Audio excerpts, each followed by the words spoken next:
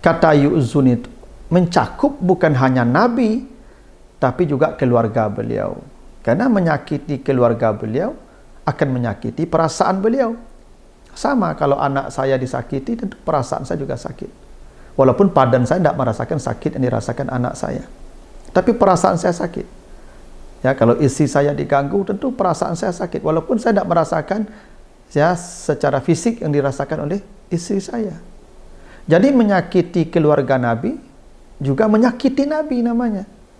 Kalau ya'lam tidak tercakup makna itu. Berarti kalau kita menyakiti keluarga Nabi ya tidak termasuk orang yang dilaknat. Tapi kalau kita menyakiti keluarga Nabi, itu pun termasuk sebab laknat Allah dunia akhirat dan azab yang pedih. Karena Nabi itu dia punya keluarga. Mengurai rahasia Al-Quran melalui makna dan mabna.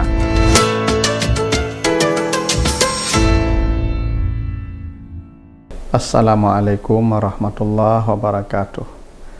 Alhamdulillahi rabbil alamin. Assalatu wassalamu ala asrafil anbiya'i wal mursalin wa ala alihi wa ashabihi ajma'in.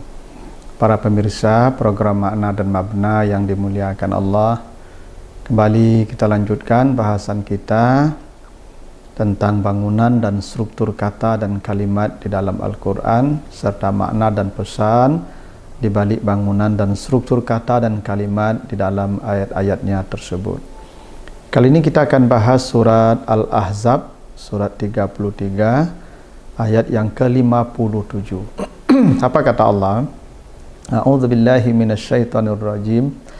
Innal ladzina yu'dzunallaha wa rasulah la'anahumullah fid dunya wal akhirah wa a'adda lahum azaban muhina. Sesungguhnya orang-orang yang menyakiti Allah dan Rasulnya, Allah pasti melaknat mereka di dunia dan di akhirat, dan Allah sediakan untuk mereka azab yang menghinakan. Nah, itu artinya Al-Ahzab 57. Jadi di sini Allah menjanjikan laknat di dunia dan akhirat serta azab yang mengerikan bagi orang-orang yang menyakiti Allah dan Rasulnya. Nah, menariknya, menyakiti Allah dan Rasulnya itu diksinya atau pilihan katanya yu'zuna.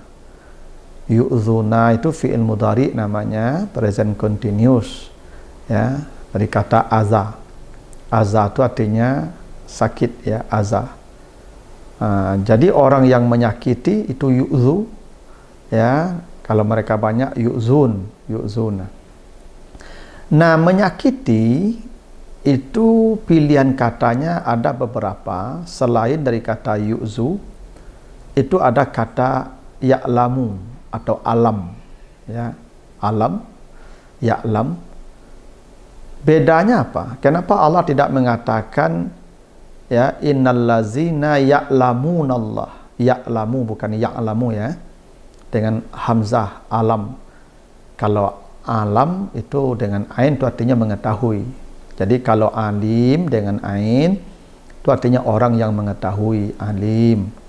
Tapi kalau alim dengan hamzah alim itu namanya sakit, ya, makanya walahum azabun alim, bukan azabun alim tapi azabun alim.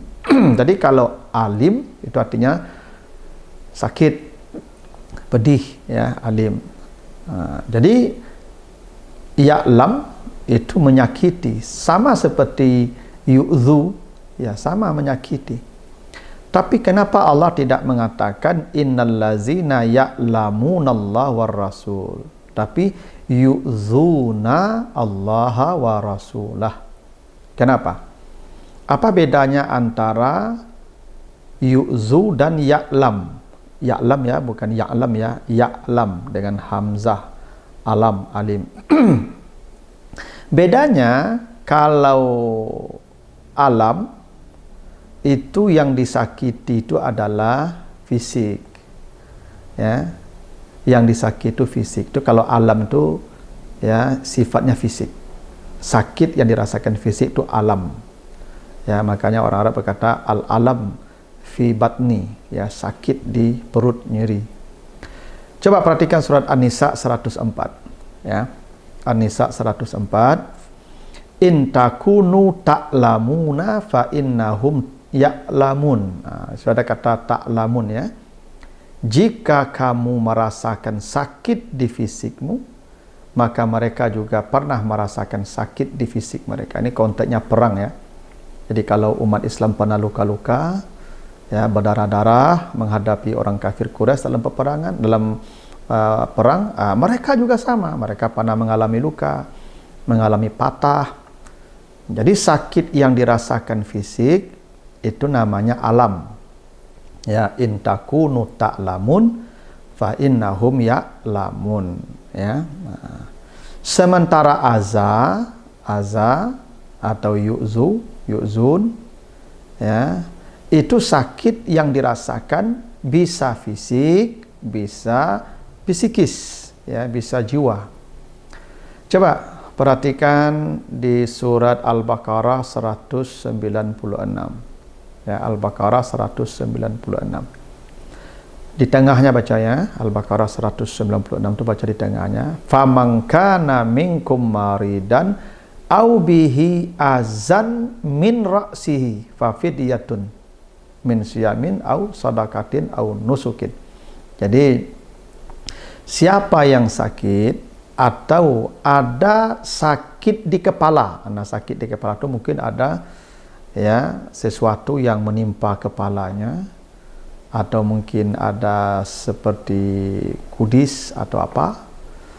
Lalu dengan begitu dia harus memotong rambutnya, mungkin untuk memasang obat atau untuk mengobati sakit di kepala itu, terluka, dia harus pakai perban misalnya. Lalu harus dipotong rambutnya padahal dia dalam kondisi sedang ihram, ya, belum bertahallul. Maka boleh dia memotong rambutnya sebelum dia bertahallul, tapi nanti dia harus, ya, membayar fidyah, membayar dam, ya, bisa menyembelih hewan atau dia berpuasa, ya, 3 hari di sana, 7 hari setelah pulang. Nah, di sana ada kata azan, ada kata penyakit min ra'sih, penyakit di kepala. Berarti azan di sana penyakitnya bersifat fisik. Jadi kata azan itu bisa aza, ya, yu'zi, itu bisa berbentuk fisik, ya, seperti ini. Allah sebutkan au bihi azan fi ra'sihi atau mir ra'sihi. Coba baca di Al-Baqarah 263. Al-Baqarah 263. Qaulun ma'rufun wa maghfiratun khairun min sadaqatin yatba'uha azza.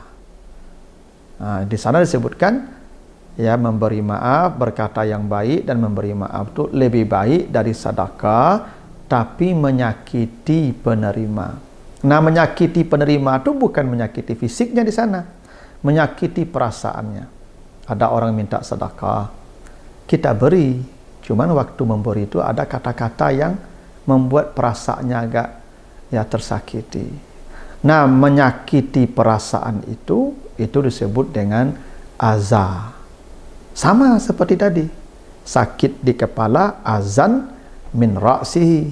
Kalau ini menyakiti perasaan penerima, ya, yatba'uha azza, ya, azan.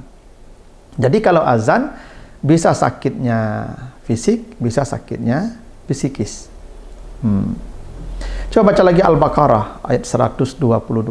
Ya, Al-Baqarah 122. Wa yas'alunaka anil mahid. Ya, mereka bertanya kepadamu tentang haid, ya. Kul huwa aza. Ya, katakan, yaitu penyakit, ya. Aza, ya. Al-Baqarah 222, ya. Mereka bertanya kepadamu tentang haid. Maka katakan haid itu aza, penyakit. Nah, kenapa haid disebut aza? Karena orang haid itu secara fisik dia sakit, makanya keluar darah. Berarti sakit dia secara fisik itu. Tapi secara psikis dia sedang sakit juga. Ya, karena dia tidak salat. Ya. Makanya orang yang haid dia gampang emosi, ya, gampang marah, gampang tersulut, karena jiwanya sedang mengalami kondisi yang tidak stabil, azza juga. Jadi ketika Allah menyebut orang yang sedang haid itu azza, berarti ada dua di sana itu. Pertama, fisiknya sakit, yang kedua psikisnya juga sedang tidak sehat. Itu kenapa orang haid disebut azza, bukan alam. Allah tidak mengatakan kul huwa alam, tidak, karena kalau alam sakitnya fisik saja. Sementara perempuan yang haid bukan hanya fisiknya yang sakit, tapi juga pikirannya, jiwanya juga sedang tidak sehat. Itu kenapa dilarang menceraikan perempuan di masa haid, karena dia sedang, jiwanya sedang sakit, lalu kita ceraikan, bertambah penyakit itu, ya, pada jiwanya nanti. Nah, tadi pertanyaannya, orang yang diancam Allah dengan laknat dunia akhirat dan azab yang menghinakan itu orang yang menyakiti Allah dan Rasulnya. Kenapa pilihan katanya yu'zuna, innallazina yu'zuna Allaha wa rasulah, bukan innallazina ya'lamuna Allah wa rasulah? Kenapa? Kenapa yu'zun bukan ya'lamun Allah dan Rasul? Karena pertama tadi ya'lam kan yang disakiti fisik. Kalau yu'zun bisa fisik, bisa yang tidak fisik. Kalau digunakan ya'lamun tidak mungkin, karena bagaimana mungkin kita menyakiti fisik Allah? Ya, karena Allah tidak punya fisik seperti kita. Kalau dikatakan innallazina ya'lamun Allah, berarti Allah punya fisik. Dan tidak mungkin. Ya, tidak mungkin. Makanya yang tepat yu'zuna, karena yu'zuna itu bisa fisik, bisa non fisik. Ya, bisa psikis. Yang kedua, kalau digunakan ya'lamun Allah wa rasulah, menyakiti Allah dan Rasulnya, berarti yang disakiti fisik. Berarti itu hanya terbatas pada masa Nabi hidup saja. Jadi kalau dikatakan ya'lamun Allah wa rasulah, berarti Rasul disakiti fisik beliau, dan itu hanya pada masa Nabi hidup. Kalau dikatakan yu'zun, berarti menyakiti Rasul tidak terbatas pada masa hidup beliau. Bisa jadi menyakiti beliau setelah beliau wafat. Karena beliau di alam barzah masih melihat umat beliau yang di sini. Nah, kalau kita misalnya meremehkan sunnah-sunnah beliau, ya, mengolok-olok sunnah beliau, beliau memang dah hidup lagi. Fisik beliau tidak bisa lagi kita sakiti, tapi jiwa beliau masih bisa kita sakiti. Ketika kita menyepelekan sunnah beliau, maka Nabi, ya, tersakiti secara, ya, secara psikis, jiwa. Karena jiwa beliau tidak hilang, jiwa beliau tidak mati, yang mati hanya fisik beliau. Itu kenapa digunakan yu'zunallah wa rasulah. Nah, yang ketiga, kata yu'zun itu mencakup bukan hanya Nabi, tapi juga keluarga beliau. Karena menyakiti keluarga beliau akan menyakiti perasaan beliau.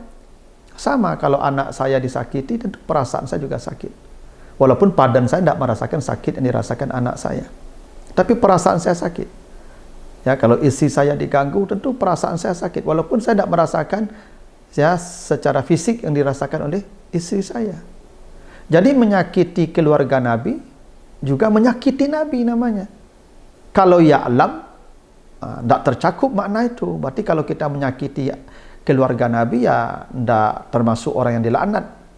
Tapi kalau kita menyakiti keluarga Nabi, itu pun termasuk sebab laknat Allah dunia akhirat dan azab yang pedih. Karena Nabi itu dia punya keluarga. Coba baca nanti surah Al-Ahzab 33. Ya, Al-Ahzab 33. Innama yuridullah liyuzhiba ankum rijsa ahlal baiti. Jadi Nabi itu punya keluarga, ahlul bait namanya, keluarga Nabi. Ya, turunan Fatimah, ya, turunan Husain, Hasan, sampai sekarang tentu masih ada keluarga beliau. Nah, menyakiti keluarga Nabi, menyakiti ahli bait Nabi, itu juga menyakiti Nabi secara perasaan. Itu artinya menyakiti Nabi itu sampai kiamat. Kenapa? Karena pilihan katanya yu'zun, bukan ya'lamun. Begitu. Itulah kenapa tadi ya di surat Al-Ahzab ayat 57, ya, ancaman laknat ya di dunia dan akhirat, dan azab yang pedih di akhirat bagi yang menyakiti Allah dan Rasulnya. Pilihan kata menyakiti itu adalah yu'zun, bukan ya'lamun. Begitu, mudah-mudahan ada manfaatnya. Lebih kurang mohon maaf. Assalamualaikum warahmatullahi wabarakatuh.